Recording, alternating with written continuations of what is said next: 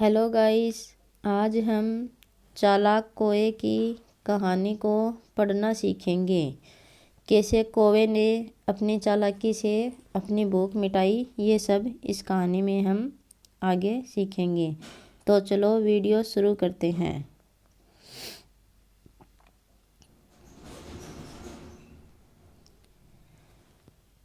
एक गांव में पीपल का पेड़ था। उस पीपल के पेड़ पर बहुत सारे कौवे रहा करते थे। एक गांव था और गांव के अंदर पीपल का पेड़ था। उस पीपल के पेड़ पर बहुत सारे कौवे एक साथ रहा करते थे। रात भर सारे कौवे उस पीपल के पेड़ पर आराम करते और सुबह होते ही खाना खाने की तलाश में उड़ जाया करते थे। तो सारे कौवे रात भर उस पीपल के पेड़ पर आराम करते और सुबह उठते ही अपने खाने की तलाश में चले जाते थे।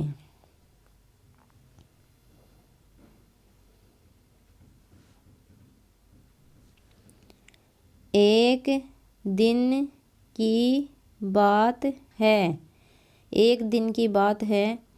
सुबह होते ही सारे कौवे खाने की तलाश में उस पीपल के पेड़ से उड़ गए, मगर एक कौवा सोता रहा। एक दिन की बात है। सुबह होते ही सारे कौवे खाने की तलाश में पीपल के पेड़ से उड़ गए, लेकिन एक कौवा वहीं पर सोता रहा। जब वह सो कर उठा तो उसने देखा कि सारे कौवे खाने की तलाश में जा चुके हैं। जब उसकी नींद खुली तब उसने देखा कि सारे कौवे तो खाने की तलाश में जा चुके हैं। अब वह भोजन की तलाश में गांव की तरफ निकल दिया और अब वह भोजन की तलाश में गांव की तरफ ही चला गया। उसे कहीं पर भी खाना नहीं मिला, लेकिन उसे कहीं पर भी खाना नहीं मिला। परेशान होकर वह एक छत पर जाकर बैठा। वहाँ पर उसे अच्छे पकवान की खुशबू आई। जब वह पूरे गांव में ढूंढने के बाद भी उसे खाना नहीं मिला तो वह परेशान होकर एक छत पर जाकर बैठ गया और वहाँ पर उसे अच्छे अच्छे पकवान की खुशबू आने लगी। खुशबू वाले रास्ते पर जाकर उसने देखा कि एक बूढ़ी औरत पूड़ी बना रही है और जहाँ से खुशबू आ रही थी तो वो कौवा वहीं पर जाकर उसने देखा तो एक बूढ़ी औरत पूड़ी बना रही थी।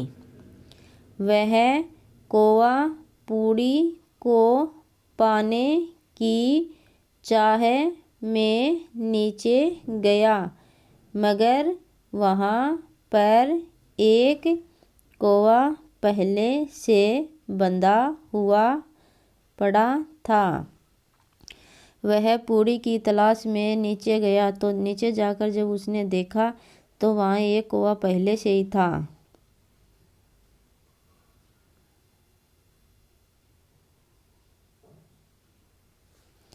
बूढ़ी औरत ने कहा, अगर तुम भी पूड़ी को चुराने की कोशिश करोगे तो मैं तुमको भी इसकी तरह बांध दूंगी।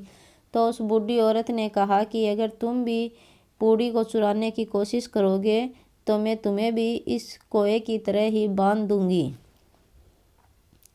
बूढ़ी औरत की ये बात सुनकर वह कौवा डर गया।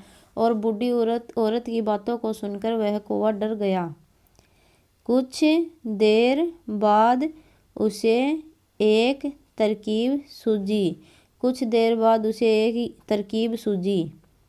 वह कौवा दीवार के पीछे जाकर एक बच्चे की आवाज़ में बोला, दादी आप कहाँ हो, जल्दी से आओ।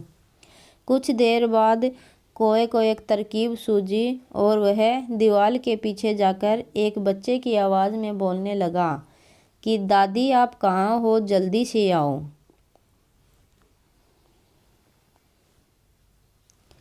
यह आवाज़ सुनकर वह बूढ़ी औरत वहाँ से चली गई। और यह आवाज़ सुनकर वह बूढ़ी औरत वहाँ से चली गई।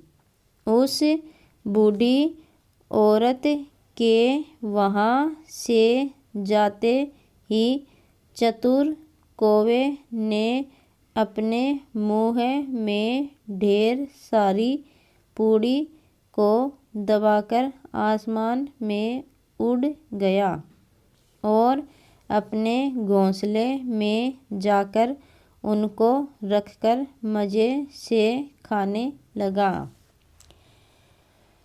वह बूढ़ी औरत जब चली गई थी तो उस चतुर कौवे ने अपने मुँह में ढेर सारी पूड़ी लेकर और आसमान में जाकर उड़ गया और अपने घोंसले में जाकर उन पूड़ियों को बहुत ही मज़े से खाने लगा।